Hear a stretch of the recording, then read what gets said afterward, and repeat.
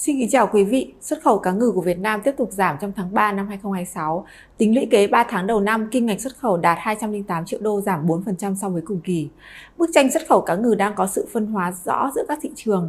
Mỹ và EU vẫn rất nhiều khó khăn, trong khi Nga, Trung Đông, Ai Cập, Philippines hay Mexico tiếp tục là điểm sáng tăng trưởng. Theo số liệu thống kê của Hải quan Việt Nam, thì xuất khẩu cá ngừ trong tháng 3 năm 2026 đạt gần 80 triệu đô, tăng mạnh so với mức 53 triệu đô của tháng 2, nhưng vẫn giảm so với cùng kỳ năm 2025. Tính lũy kế 3 tháng đầu năm, thì xuất khẩu cá ngừ vẫn giảm so với cùng kỳ. Diễn biến này cho thấy xuất khẩu cá ngừ đang có xu hướng phục hồi theo tháng, nhưng sức mua trên nhiều thị trường lớn vẫn chưa thực sự ổn định.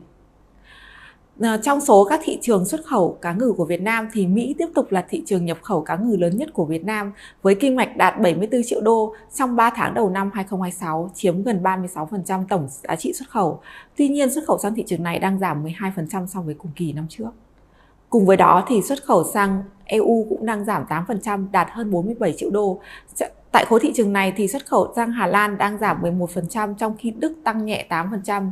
Diễn biến này cho thấy nhu cầu tại các thị trường truyền thống vẫn còn chậm, khiến cho các xuất khẩu cá ngừ của Việt Nam chịu áp lực trong nhiều tháng đầu năm.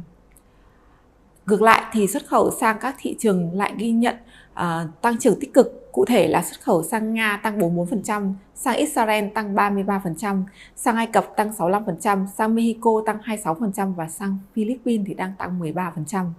Đáng chú ý là xuất khẩu sang khối thị trường Trung Đông đạt gần 22 triệu đô trong quý 1, tăng 11% so với cùng kỳ năm ngoái. Đây là nhóm thị trường góp phần bù đắp phần nào mức sụt giảm tại các thị trường Mỹ và EU. Trong ngắn hạn thì xuất khẩu cá ngừ của Việt Nam có thể tiếp tục phục hồi theo nhịp đơn hàng từ tháng 3, nhất là tại thị trường đang tăng trưởng tốt như Nga, Trung Đông, Mexico hay một số thị trường CPTPP. Khối CPTPP hiện tại thì đã đạt gần 31 triệu đô trong quý 1, tăng 9%, cho thấy đây là nhóm thị trường có thể bù đắp lại một phần sự suy giảm từ thị trường Mỹ và EU. Tuy nhiên, dư địa tăng trưởng sẽ không đồng đều giữa các nhóm sản phẩm. Các mặt hàng cá ngừ đóng hộp và các sản phẩm chế biến nhiều khả năng sẽ tiếp tục giữ nhịp tốt hơn so với nhóm hàng chế biến hoặc đông lạnh. Áp lực lớn nhất là trong việc tuân thủ tại thị trường Mỹ, yêu cầu ngày càng cao về tính bền vững tại EU, cạnh tranh giá tại ASEAN và biến động nguồn cung nguyên liệu toàn cầu. Trong những tháng tới thì xuất khẩu cá ngừ của Việt Nam nhiều khả năng vẫn sẽ đối mặt với xu hướng phân hóa giữa các thị trường.